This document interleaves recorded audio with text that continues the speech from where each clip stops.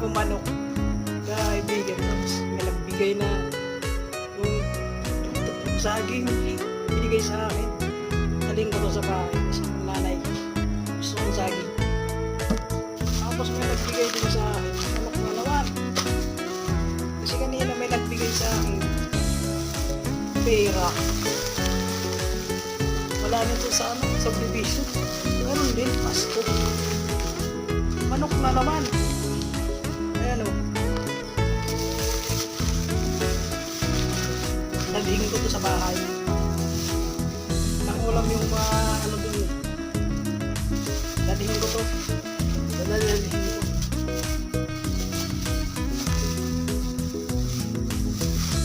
Ito yung aking ulamin. Galing sa loob. Ito, dalhin ko. Para to sa bahay.